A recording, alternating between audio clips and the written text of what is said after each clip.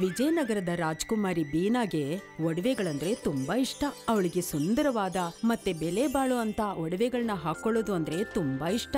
ಅದಕ್ಕೆ ಅಕ್ಕಪಕ್ಕದಲ್ಲಿರೋ ಆಚಾರ್ರು ಅವಳ ಹತ್ರ ಒಡವೆಗಳನ್ನ ಮಾರೋದಿಕ್ ಬರ್ತಿದ್ರು. ಇದನ್ ನೋಡಿ ರಾಜಕುಮಾರಿ ಅವರೇ, ನನಗನ್ಸುತ್ತೆ ಈ ಹಾರ ಇರೋದೇ ನಿಮಗಾಗಿ ಮತ್ತೆ ನೀವಿರೋದೇ ಈ ಹಾರಕ್ಕಾಗಿ ಅಂತ. ಇದಂತೂ ನಿಜವಾಗ್ಲೂ ಸುಂದರವಾಗಿದೆ, ನನಗೆ ತುಂಬಾ ಇಷ್ಟ ಆಯ್ತು. ನೀನ್ ಕೇಳಿದಷ್ಟು ಬೆಲೆ ಇದಕ್ ಸಿಗತ್ತೆ. ಬೀನಾಗೆ ಆ ಸರ ಎಷ್ಟು ಇಷ್ಟ ಆಯ್ತು ಅಂದ್ರೆ ಯಾವಾಗ್ಲೂ ಅದನ್ನ ಹಾಕೊಂಡೇ ಇರ್ತಿದ್ಲು.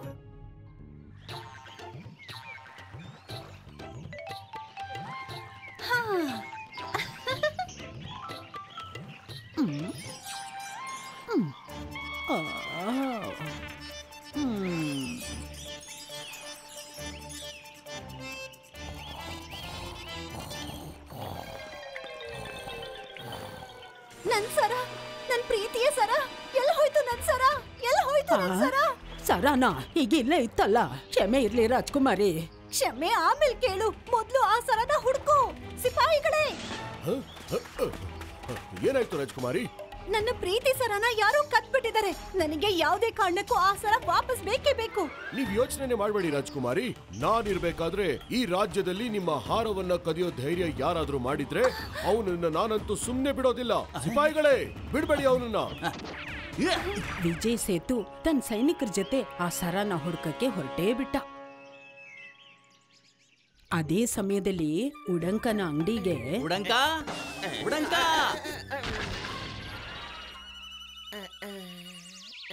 ನಾನ್ ನನ್ ಸಾಲ ತೀರ್ಸೋದಿಕ್ಕೆ ಅಂತ ಬಂದಿದ್ದೀನಿ. ಏನೋ ಸಾಲ ತೀರ್ಸಕ್ ಬಂದಿದ್ಯಾ? ಒಳ್ಳೆ ಕೆಲ್ಸಕ್ಕೆ ಯಾಕೆ ತಡ ಮಾಡ್ತೀಯಾ? ನನ್ನ ದುಡ್ಡಿನ ಮೇಲಾಣೆ. ಎಲ್ಲಿ? ಬೇಗ ಕೊಡೋ, ಬೇಗ ಕೊಡೋ. ಇದೇನಿದು? ಒಂದೇ ಒಂದ್ ನಾಣ್ಯ ಕೊಡ್ತಿದ್ಯಾ? ಮಿಕ್ಕಿದ್ದ 4 ನಾಣ್ಯಗಳು ಎಲ್ಲಿ? ನೀನು ನನ್ನ ಹತ್ರ 5 ನಾಣ್ಯಗಳನ್ನ ತಗೊಂಡಿದ್ದೆ. ನನ್ನ ದುಡ್ಡಿನ ಮೇಲಾಣೆ. ಅದನ್ನ ನಾನು ನಿಧಾನಕ್ಕೆ ತೀರಿಸ್ಬಿಡ್ತೀನಿ. ದೊಡ್ಡದಾಗ್ ಬಂದ್ಬಿಟ್ಟಿದ್ದಾನೆ, ನಿಧಾನಕ್ಕೆ ತೀರ್ಸೋನು. ನಾಳೆವರೆಗೂ ಸಮಯ ಕೊಡ್ತೀನಿ ಅಷ್ಟೇ, ಇಲ್ಲ ಅಂದ್ರೆ ನಿನ್ನ ಜಮೀನೆಲ್ಲ ನಂದಾಗ್ಬಿಡುತ್ತೆ. ರಾಮು ಬೇಜಾರ್ ಮಾಡ್ಕೊಂಡು ತನ್ನ ಹೊಲಕ್ಕೆ ವಾಪಸ್ ಬಂದ. ಒಂದು ದಿವಸದಲ್ಲಿ 4 ನಾಣ್ಯಗಳನ್ನ ಎಲ್ಲಿಂದ ತರೋದಪ್ಪ? ರಾಮು ಇದ್ರ ಬಗ್ಗೆನೇ ಯೋಚನೆ ಮಾಡ್ತಿದ್ದ. ಆಗ ವಿಜಯ್ ಸೇತು ತನ್ನ ಸೈನಿಕರ ಜೊತೆ ತುಂಬಾ ಕೋಪ ಮಾಡ್ಕೊಂಡು ಅಲ್ಲಿಂದ ಹೋಗ್ತಾ ಇದ್ದ. ಹಿಡಿದು ಬಂಧಿಸಿ ಅವನನ್ನ, ಯಾವುದೇ ಕಾರಣಕ್ಕೂ ತಪ್ಪಿಸ್ಕೊಂಡು ಹೋಗ್ಬಾರ್ದು. ಅರ್ಥ ಆಯ್ತಾ? ವಿಜಯ್ ಸೇತು ಕೋಪದಲ್ಲಿ ಬೈತಾ ಇರೋದನ್ನ ರಾಮು ಕೇಳಿಸ್ಕೊಂಡು ತನ್ನನ್ನೇ ಬೈತಾ ಇರೋದು ಅಂತ ತಿಳ್ಕೊಂಡ. ಅವನು ತುಂಬಾನೇ ಭಯ ಪಟ್ಕೊಂಡ.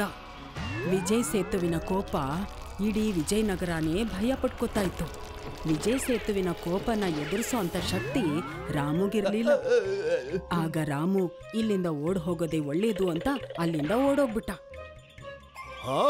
ಖಂಡಿತ ಅವನೇ ಸರನ ಕದ್ದಿರ್ಬೇಕು. ಹಿಡೀರಿ ಅವನನ್ನ, ಎಲ್ಲೂ ಓಡ್ ಹೋಗಕ್ ಬಿಡ್ಬೇಡಿ.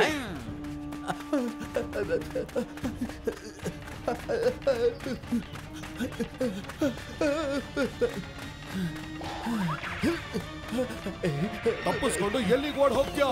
ಕ್ಷಮಿಸ್ಬಿಡಿ ಸೇನಾಪತಿಗಳೇ, ಆದ್ರೆ ಗೀದ್ರೆ ಏನು ಬೇಡ. ಬಾಯ್ ಬಿಟ್ಟು ಹೇಳು, ಸರ ಎಲ್ಲಿದೆ ಅಂತ. ಸರನ? ಯಾವ ಸರ? ಇವನ್ ಹೀಗೆಲ್ಲ ಮಾತ್ ಕೇಳಲ್ಲ. ಕಾರಾಗೃಹಕ್ಕೆ ಹಾಕಿ ಶಿಕ್ಷೆ ಕೊಟ್ರೆ ಖಂಡಿತ ಬಾಯ್ ಬಿಡ್ತಾನೆ ಇವನು. ಸಿಪಾಯಿಗಳೇ, ಬಂಧಿಸಿ ಇವನನ್ನ.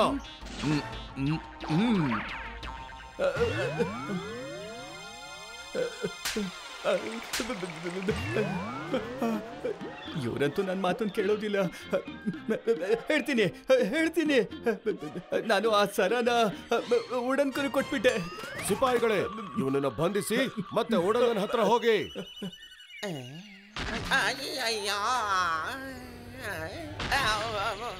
ಉಡಂಕ, ನೀನಿನ್ನೂ ಮಿಶ್ರಣ ಮಾಡಿ ಮೋಸ ಮಾಡೋದನ್ನ ಬಿಟ್ಟಿಲ್ವಾ? ಈ ಅಕ್ಕಿನಲ್ಲಿ ಕಲ್ಲಿಲ್ಲ, ನನ್ಗನ್ಸುತ್ತೆ ಕಲ್ಲಲ್ಲೇ ಅಕ್ಕಿ ಇದೆ ಅಂತ. ಅಯ್ಯೋ, ಯಾಕೋಪ ಮಾಡ್ಕೋತಾ ಇದ್ಯಾ? ನನ್ನ ದುಡ್ಡಿನ ಮೇಲಾಣೆ. ಒಳ್ಳೇದೇ ಅಲ್ವಾ? ಅದ್ರಿಂದ ಹಲ್ಲು ಗಟ್ಟಿಯಾಗತ್ತೆ. ನೋಡು, ಬಾಯಿಗೆ ಬಂದಾಗ ಮಾತಾಡ್ಬೇಡ. ಇಲ್ದೆ ಹೋದ್ರೆ ನಾನು ಮಹಾರಾಜರಿಗೆ ದೂರು ಕೊಡ್ತೀನಿ. ಅಯ್ಯೋ, ಬೇಡ ಬೇಡ ಬೇಡಪ್ಪ. ಮಹಾರಾಜರಿಗೆ ಯಾಕೆ ಹೇಳ್ತೀಯಾ? ತಗೋ, ಬೇರೆ ಚೀಲ ತಗೊಂಡೋಗೋ. ದುಡ್ಡಿನ ಮೇಲಾಣೆ. ಸದ್ಯ ಹೋದ ನನ್ ದುಡ್ಡಿನ ಮೇಲಾಣೆ. ಅದೇ ಸಮಯದಲ್ಲಿ ವಿಜಯನಗರದ ಮಹಾಮಂತ್ರಿ ಸಾರಂಗ ಕೂಡ ಅಲ್ಲಿಂದ ಹೋಗ್ತಾ ಇದ್ದ. ಮಹಾಮಂತ್ರಿಗಳಿಗೆ ಜಯವಾಗಲಿ. ವಿಜಯ್ ಸೇತು ಉಡಂಗನ ಹತ್ರ ಬಂದ. ಉಡಂಕ, ರಾಮು ನಿನಗೆ ಕೊಟ್ಟಿದ್ನಲ್ಲ ಅದೆಲ್ಲಿದೆ? ರಾಮುನಾ? ವಾ, 5 ಕೊಡ್ಬೇಕಾಗಿದ್ದವನು ಒಂದೇ ಒಂದು ಕೊಟ್ಟು ಹೋಗಿದ್ದಾನೆ. ಅದು ಅಲ್ದೇನೆ ನಿಮ್ಮನ್ನು ಕಳಿಸಿದಾನ. 5? ಹಾಗಾದ್ರೆ 5 ಸರ ಕದಿಯೋ ಉದ್ದೇಶ ಇದೆಯಾ ನಿನಗೆ? ಸರಾನಾ? ಯಾವ ಸರ? ಯಾರ ಸರ? ಎಲ್ಲಿ ಸರ? ನೀನ್ ಕಳ್ತನ ಮಾಡಿ ಸಿಕ್ಕಾಕೊಂಡಿದ್ಯಾ ಉಡಾಂಕ. ಈಗ ಸುಮ್ನೆ ಸರನ ಕೊಟ್ಬಿಡು, ಇಲ್ಲ ಅಂದ್ರೆ ನಿನ್ನ ಜೊತೆಲಿ ನಿನ್ನ ಅಂಗಡಿನೂ ಸೇರಿ ಧ್ವಂಸ ಮಾಡ್ಬಿಡ್ತೇವಿ. ಅಯ್ಯೋ, ಈಗ ಏನ್ ಮಾಡ್ಲಿ? ಆ ಸರನಾ? ನಾನದನ್ನ ಕೇಶವ್ಗ್ ಮಾರ್ಬಿಟ್ಟಿದ್ದೇನೆ. ಅವನು ಈಗಷ್ಟೇ ಇಲ್ಲಿಂದ ಹೋದ. ಸಿಪಾಯಿಗಳೇ, ಹಿಡೀರಿ ಅವನನ್ನ, ಎಲ್ಲಿಗೂ ಹೋಗ್ಬಾರ್ದವನು.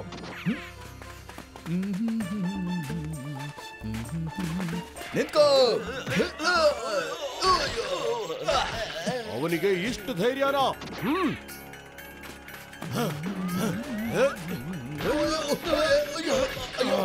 ನಮ್ಮಿಂದಾನೆ ತಪ್ಪಿಸ್ಕೊಳ್ಳೋ ಧೈರ್ಯ ಮಾಡ್ತ್ಯಾ? ಈಗ ಬೇಗ ಹೇಳು, ಆ ಸರ ಎಲ್ಲಿದೆ ಅಂತ. ಯಾವ ಸರ? ನೀನಿಗ್ ಮಾತಾಡ್ಕೊಂಡು ಕೂತಿದ್ರೆ ನನ್ನ ಕೋಪ ಕಮ್ಮಿ ಆಗಲ್ಲ. ಆದಷ್ಟು ಬೇಗ ಹೇಳು, ಇಲ್ಲ ಅಂತಂದ್ರೆ ನಿನ್ನ ತಲೆನ ತೆಗಿಬೇಕಾಗತ್ತೆ. ತಲೆ ತೆಗಿತೀರಾ? ಮಹಾಮಂತ್ರಿಗಳಿಗೆ ಜಯವಾಗಲಿ. ನಾನು ಆ ಸರನ ಮಹಾಮಂತ್ರಿ ಸಾರಂಗ ಅವ್ರಿಗೆ ಕೊಟ್ಬಿಟ್ಟೆ. ಏನು? ಮಹಾಮಂತ್ರಿ ಸಾರಂಗ? ಇರ್ಲಿ, ಅವನು ಮಂತ್ರಿ ಆಗಿದ್ರೆ ಏನಾಯ್ತು? ವಿಜಯ್ ಸೇತು ನ್ಯಾಯ ಎಲ್ರಿಗೂ ಒಂದೇ ಆಗಿರುತ್ತೆ. ಅವನು ಕೋಪದಲ್ಲಿ ಮಹಾಮಂತ್ರಿ ಸಾರಂಗನ್ನ ಕೂಡ ಬಿಡ್ಲಿಲ್ಲ. ಏನು ಯೋಚನೆ ಮಾಡದೆ ಸಾರಂಗನ್ನು ಕೂಡ ಬಂಧಿಸ್ತಾನೆ. ಮತ್ತೆ 4 ಜನಗಳನ್ನ ಕೂಡ ಸೆರೆಮನೆಗೆ ಹಾಕ್ತಾನೆ. ಏನು? ಸೇನಾಪತಿ ಮಹಾಮಂತ್ರಿ ಸಾರಂಗನ್ನು ಕೂಡ ಬಂಧಿಸಿದಾನ? ಸಿಪಾಯಿ, ನನಗೆ ಪೂರ್ತಿ ಸತ್ಯ ಗೊತ್ತಾಗ್ಬೇಕು. ನೀನ್ ಹೋಗು, ಮತ್ತೆ ಬಚ್ಚಿಟ್ಕೊಂಡು ಕಾರಾಗೃಹದಲ್ಲಿ ಅವರ ಮಾತನ್ನ ಕೇಳಿಸ್ಕೋ. ಮಹಾಮಂತ್ರಿ ಸಾರಂಗ ಹೀಗೆ ಮಾಡೋದಕ್ಕೆ ಸಾಧ್ಯನೇ ಇಲ್ಲ. ನಿಜ ಹೇಳಿ, ನನ್ನ ಹೆಸರನ್ನ ಯಾರು ಹೇಳಿದ್ದೋ?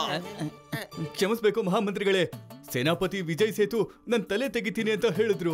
ಆದ್ರಿಂದ ತಪ್ಪಿಸ್ಕೊಳ್ಳೋದಿಕ್ಕೆ ನಾನು ನಿಮ್ ಹೆಸರು ತಗೊಂಡೆ. ನನ್ನ ಹತ್ರ ಯಾವ ಸರನೂ ಇಲ್ಲ.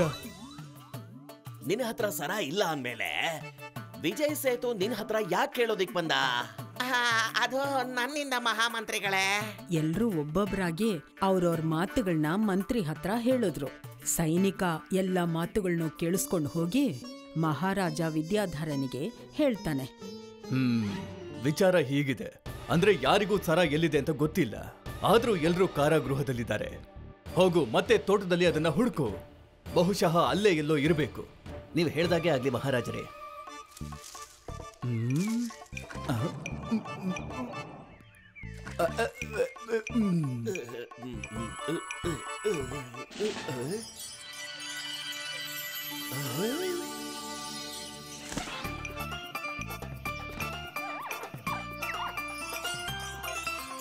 ಸಿಕ್ಬಿಡ್ತು, ಸರ ಸಿಕ್ಬಿಡ್ತು.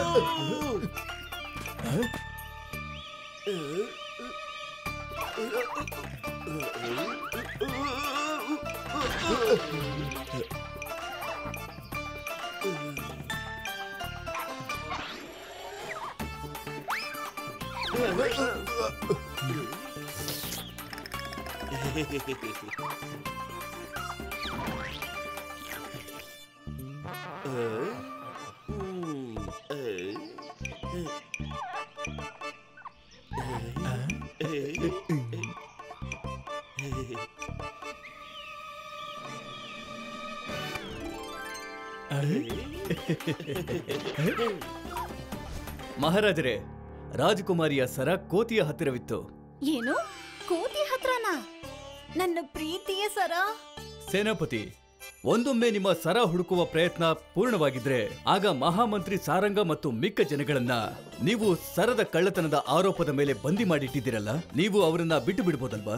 ಕ್ಷಮೆ ಇರ್ಲಿ ಮಹಾರಾಜ, ನನ್ನ ಕೋಪದಿಂದ ನಾನು ಯಾರನ್ನು ಮಾತಾಡದೆ ಇರೋಕ್ ಬಿಟ್ಟಿದ್ದು ನನ್ನ ತಪ್ಪು ಅಂತ ನನಗೆ ಅರಿವಾಗಿದೆ. ಮತ್ತೆ ವಿಜಯ್ ಸೇತು ಎಲ್ರೂ ಕಾರಾಗೃಹದಿಂದ ಬಿಡುಗಡೆ ಮಾಡ್ತಾನೆ. ಆ ಕೂಡ್ಲೆ ವಿಜಯ್ ಸೇತು ಒಂದು ನಿರ್ಧಾರ ಮಾಡ್ತಾನೆ, ಇನ್ಮೇಲೆ ಯಾವುದೇ ಕೆಲ್ಸ ಕೋಪದಲ್ಲಿ ಮಾಡಲ್ಲ ಅಂತ. ಕೇಳಿದ್ರ ಉಪ್ಪಿ ಅಂಕಲ್, ಕೆಲವು ಸಲ ಕೋಪದಿಂದ ಮನುಷ್ಯ ಏನ್ ತಪ್ಪು ಮಾಡ್ಬಿಡ್ತಾನೆ ಅಂತ. ಅರ್ಥ ಆಯ್ತು ನೋನಿ. ಇನ್ಮೇಲೆ ನಾನು ನನ್ನ ಕೋಪನ ಹಿಡಿತದಲ್ಲಿ ಇಟ್ಕೊಳ್ತೀನಿ. ಒಂದಿನ ವಿಜಯನಗರದಲ್ಲಿ ವಾತಾವರಣ ಎಷ್ಟು ಕೆಟ್ಟಿತ್ತು ಅಂದ್ರೆ ಮೋಹನ್ನ ಮಾವಿನ ತೋಟದಲ್ಲಿ ಮಾವಿನ ಹಣ್ಣು ಇರಲಿಲ್ಲ, ಮತ್ತೆ ಬಾಳೆ ತೋಟದಲ್ಲಿ ಬಾಳೆಹಣ್ಣು ಇರಲಿಲ್ಲ.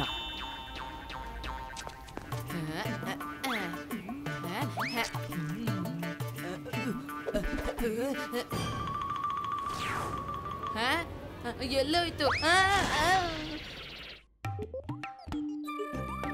ಅಪ್ಪ, ನಾನು ಬಾಳೆಹಣ್ಣು ತಿನ್ಬೇಕು, ಮಾವಿನ ಹಣ್ಣು ತಿನ್ಬೇಕು. ಹಣ್ಣುಗಳನ್ನ ಮಾರೋದ್ ಬಿಟ್ರೆ ಮೋಹನ್ಗೆ ಬೇರೆ ಯಾವ ದಾರಿನೂ ಇರ್ಲಿಲ್ಲ. ಅವನು ಕೂಲಿ ಕೆಲಸ ಮಾಡೋದಿಕ್ಕೆ ತೀರ್ಮಾನ ಮಾಡ್ದ. ಪೆಟ್ರೋಲ್ ಇಲ್ದೆ ಗಾಡಿನೇ ಓಡಲ್ಲ, ಇನ್ ಊಟ ಇಲ್ದೆ ಮೈಯಲ್ಲಿ ಶಕ್ತಿ ಹೇಗಿರುತ್ತೆ? ಪಾಪ ಮೋಹನ.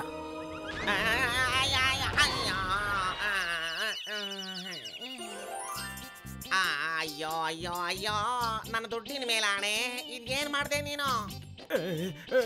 ತಲೆ ಸುತ್ತು ಬಂದಿತ್ತು ಸೇಟ್. ಅಯ್ಯೋ, ನಿನ್ ತಲೆ ಸುತ್ತಿನಿಂದ ಎಲ್ಲ ಹಾಳು ಮಾಡ್ಬಿಟ್ಟಿಯಲ್ಲೋ ನೀನು. ಹೋಗ್ತಾ ಇರೋ, ನನ್ನ ದುಡ್ಡಿನ ಮೇಲಾಣೆ. ಸೇಟ್, ನನ್ನ ಸಂಬಳ. ಅಯ್ಯೋ, ನನ್ನ ಬಗ್ಗೆನೂ ಯೋಚನೆ ಮಾಡೋ. ಎಲ್ಲ ನಷ್ಟ ಮಾಡಿ ಮತ್ತೆ ದುಡ್ಡು ಕೇಳ್ತಿದ್ಯಾ ನೀನು? ಹೋಗೋ ಇಲ್ಲಿಂದ, ಹೋಗು ಅಂತ ಹೇಳ್ದೆ ತಾನೇ. ನನ್ನ ದುಡ್ಡಿನ ಮೇಲಾಣೆ, ಹೋಗೋ.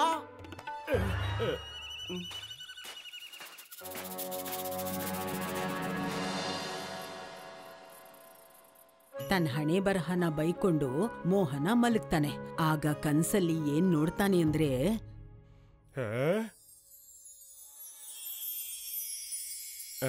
ಭಾಗ್ಯಲಕ್ಷ್ಮಿ ನಿನ್ನ ಮನ್ಸಲ್ಲಿರೋದನ್ನೆಲ್ಲ ಪೂರ್ತಿ ಮಾಡ್ತಾಳೆ.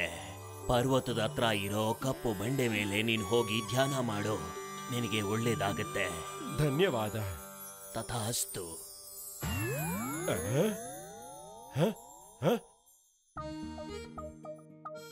ತನ್ನ ಕನಸಿನ ಬಗ್ಗೆ ಬಸಂತಿಗೆಲ್ಲ ಹೇಳಿ ಬೆಳಿಗ್ಗೆ ಎದ್ದು ಮನೆಯಿಂದ ಆಚೆ ಹೋಗ್ತಾನೆ ಭಾಗ್ಯದೇವಿನ ಭೇಟಿ ಮಾಡೋಕೆ.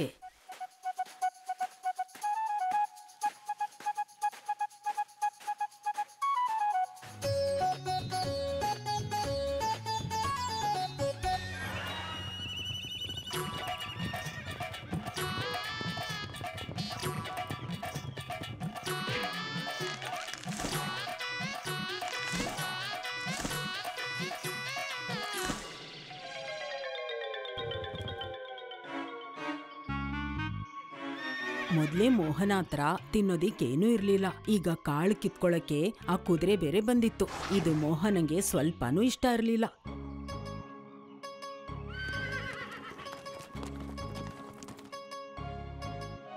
ದೊಡ್ಡದಾಗಿ ಬಂದ್ಬಿಟ್ರು ನನ್ನ ಕಾಳು ತಿನ್ನೋದಕ್ಕೆ. ಓಹ್, ಹಾಗಾದ್ರೆ ನಿಮಗೂ ಹಸುವಾಗಿದೆಯಾ? ತಗೊಳ್ಳಿ, ಈ ಕಾಳನ್ ತಿನ್ನಿ. ಹೊಟ್ಟೆ ಏನೋ ಹಸಿತಾ ಇದೆ. ಇಷ್ಟು ಕಾಳುಗಳಿಂದ ನಮ್ಮ ಹೊಟ್ಟೆನ ಹೇಗ್ ತುಂಬಿಸ್ಕೊಳ್ಳೋದು? ಓಡೋ ಅಂತ ಕುದುರೆನ ಮೋಹನ ತುಂಬಾ ನೋಡಿದಾನೆ. ಮಾತಾಡೋ ಕುದುರೆನ ಮೊದಲನೇ ಸಲ ನೋಡ್ತಿರೋದು. ಮಾತಾಡ್ತಾ ಮಾತಾಡ್ತಾ ಕುದುರೆಗಳು ಗೊತ್ತಾಯ್ತು ಮೋಹನ ಭಾಗ್ಯದೇವಿನ ಭೇಟಿಯಾಗಕ್ ಹೋಗ್ತಿದ್ದಾನೆ ಅಂತ. ಆಗ ಒಂದ್ ಕುದುರೆ ಹೇಳ್ತು, ನೀನು ಹೋಗಿ ಅವ್ರ ಹತ್ರ ಹೇಳಿ ಇಲ್ಲಿರೋದನ್ನೆಲ್ಲ ಹಸಿರು ಮಾಡೋದಿಕ್ಕೆ ಹೇಳು. ಮೋಹನ ಭಾಗ್ಯದೇವಿನ ಭೇಟಿ ಆಗೋದು ಮೋಹನನ್ಗಿಂತ ಕುದುರೆಗಳಿಗೆ ತುಂಬಾ ಆತುರ ಇತ್ತು.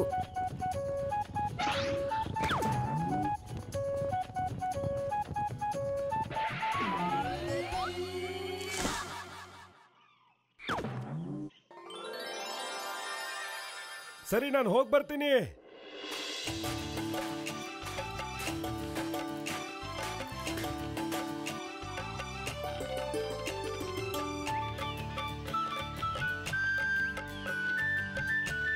ಆಹಾ, ಹಣ್ಣು.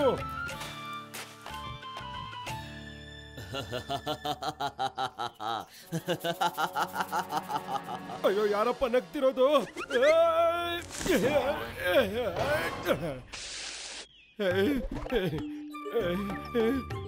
ಹೆದರ್ಕೋಬೇಡ ನೀನು. ನಾನು ನಿನಗೆ ಹಣ್ಣು ಕೊಡದೆ ಇದ್ರೆ ಏನಂತೆ, ನಾನ್ ನಿನಗೆ ನೆರಳು ಕೊಡ್ತೀನಿ. ನೀನ್ ಮಾತಾಡಬಹುದಾ? ನನ್ನ ಹತ್ರ ಹಣ್ಣಿಲ್ಲ, ಹಾಗಾಗಿ ಯಾರು ನನ್ನ ಮಾತು ಕೇಳಲ್ಲ. ಪ್ರಾಣಿ ಪಕ್ಷಿಗಳು ಕೂಡ ನನ್ನ ಹತ್ರ ಆಟ ಆಡೋದಿಕ್ ಬರೋದಿಲ್ಲ. ಮತ್ತೆ ನೋಡು, ನನ್ನ ಹತ್ರ ಹಣ್ಣಿಲ್ಲ ಅಂತ ನನ್ನ ಗೆಳೆಯರೆಲ್ಲ ನನ್ನ ನೋಡ್ಕೊಂಡು ಆಡ್ಕೊಂಡು ನಗ್ತಾರೆ. ಯೋಚನೆ ಮಾಡಬೇಡಿ ಮರ ಅಣ್ಣ, ನಾನು ಭಾಗ್ಯದೇವಿ ಹತ್ರ ನಿಮಗೋಸ್ಕರ ಹಣ್ಣನ್ನ ಕೇಳ್ಕೊತೀನಿ. ನಿಜವಾಗ್ಲೂ? ಹಾ, ಆದ್ರೆ ನನ್ನನ್ ಬಿಟ್ಬಿಡಿ. ನಾನು ತುಂಬಾ ದೂರ ಹೋಗ್ಬೇಕು. ದೂರ ಹೋಗ್ಬೇಕಾ? ಹಾಗಿದ್ರೆ ನೋಡು. ಅಯ್ಯೋ, ನನ್ ಬಿಟ್ಬಿಡು ಅಂತ ಕೇಳಿದ್ದು ಎಸಿ ಅಂತಲ್ಲ.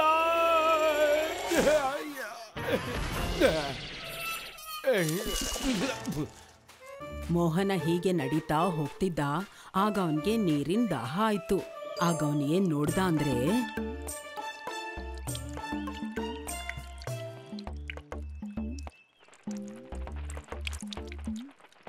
ಓಯ್, ಇಲ್ಲಿ ನೋಡಪ್ಪ, ಈ ನೀರು ನಮ್ಗೋಸ್ಕರ ಇಟ್ಬಿಡು. ಇಲ್ಲಿ ನೀರಿನ ಸಮಸ್ಯೆ ತುಂಬಾ ಇದೆ.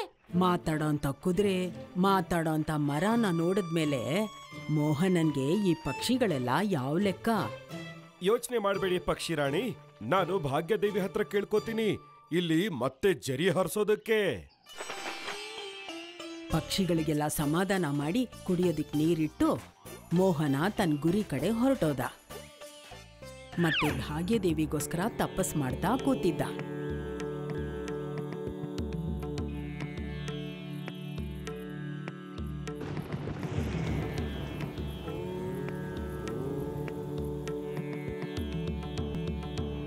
ಕಣ್ಬಿಡು ಮೋಹನ್.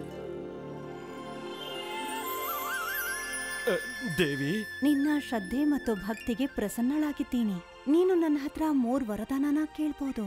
ಭಾಗ್ಯದೇವಿ 3 ವರಗಳನ್ನ ಕೇಳಬಹುದು ಅಂತ ಹೇಳಿದ ಕೂಡ್ಲೆ ಮೋಹನನ್ಗೆ ಕುದುರೆ, ಮರ ಮತ್ತೆ ಪಕ್ಷಿಗಳು ಇವುಗಳೆಲ್ಲ ನೆನಪಾದವು. ಭಾಗ್ಯದೇವಿ ಹತ್ರ ಅವ್ರ ಕಷ್ಟಗಳನ್ನೆಲ್ಲ ದೂರ ಮಾಡುವಂತ ದೇವಿ ಹತ್ರ ಬೇಡ್ಕೊತಾನೆ. ತಥಾಸ್ತು. ದೇವಿ ಹೇಗ್ ಹೇಳಿದ್ಲೋ ಮೋಹನ ಹಾಗೇ ಮಾಡ್ತಾ ಹೋಗ್ತಾನೆ. ಪಕ್ಷಿಗಳ ಹತ್ರ ಹೋಗಿ ಭೂಮಿ ತೋಡಿ ಅಲ್ಲಿರುವ ಒಂದು ಪೆಟ್ಟಿಗೆನ ಎತ್ಕೋತಾನೆ. ಆಗ ನೀರು ಜೋರಾಗಿ ಬರೋದಿಕ್ಕೆ ಶುರುವಾಗುತ್ತೆ. ಪಕ್ಷಿಗಳಿಗಿದ್ದ ಸಮಸ್ಯೆ ದೂರ ಆಗತ್ತೆ. ಧನ್ಯವಾದಗಳು. ಹೋಗ್ ಬರ್ತೀನಿ. ಈಗ ಮೋಹನ ಮರದ ಹತ್ರ ಬರ್ತಾನೆ. ಅಲ್ಲಿ ಮರದ ಬೇರ್ ಹತ್ರ ಇದ್ದಿದ್ದ ಪೆಟ್ಟಿಗೆನ ತೆಗಿತಾನೆ. ಆಗ ಮರದಲ್ಲಿ ಹಣ್ಣುಗಳು ಬಿಡೋದಿಕ್ಕೆ ಶುರು ಆಗತ್ತೆ.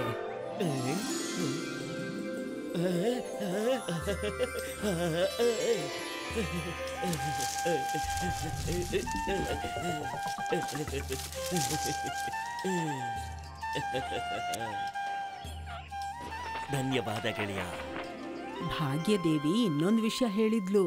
ಯಾರಾದ್ರೂ ಒಳ್ಳೆ ಮನಸ್ಸಿರೋ ಮನುಷ್ಯ ಮೈದಾನದಲ್ಲಿದ್ದ ಆ ದೊಡ್ಡ ಕಲ್ಲನ್ನ ಜರುಗಿಸಿದ್ರೆ ಆ ಮೈದಾನ ಮತ್ತೆ ಹಸಿರಾಗತ್ತೆ ಅಂತ ಹೇಳಿದ್ಲು. ಒಳ್ಳೆ ಮನಸ್ಸಿನ ವ್ಯಕ್ತಿ ಇಲ್ಲೆಲ್ಲಿ ಸಿಗ್ತಾನೆ?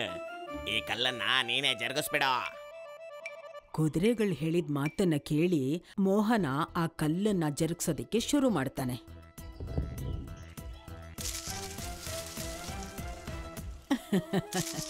ಯಾರು ತನ್ನ ಬಗ್ಗೆ ಯೋಚನೆ ಮಾಡದೆ ಬೇರೆಯವ್ರ ಬಗ್ಗೆ ಯೋಚನೆ ಮಾಡ್ತಾರೋ ಅವ್ರಿಗಿಂತ ಒಳ್ಳೆ ಮನ್ಸಿರೋ ವ್ಯಕ್ತಿ ಯಾರಿರೋದಕ್ಕೆ ಸಾಧ್ಯ?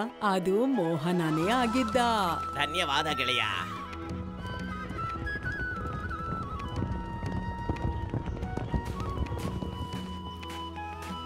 ಎಲ್ರಿಗೂ ಸಹಾಯ ಮಾಡಿ ಮೋಹನ ತನ್ನ ಮನೆಗ್ ಬರ್ತಾನೆ. ಆಗ ಅವನಿಗೆ ಸ್ವಾಗತ ಮಾಡಲ್ಲ. ಏನು? ದೇವಿ ಹತ್ರ ನಿನ್ಗೋಸ್ಕರ ಏನು ಕೇಳ್ಕೊಳ್ಳಿಲ್ವಾ? ಬರೀ ಕೈಯಲ್ಲಿ ಬಂದ್ಯಾ? ನನ್ನ ಗೆಳೆಯರ ಕಷ್ಟದ ಎದುರಿಗೆ ನನ್ನ ಕಷ್ಟಗಳನ್ನ ಮರ್ತೇ ಬಿಟ್ಟಿದ್ದೆ. ಆದ್ರೆ ನಾನು ಖಾಲಿ ಕೈಯಲ್ಲಂತೂ ಬಂದಿಲ್ಲ.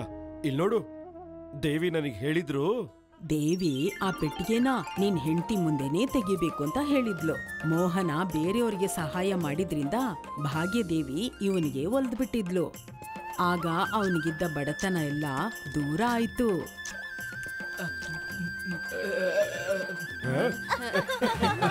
ಈಗ ಅರ್ಥ ಆಯ್ತಾ?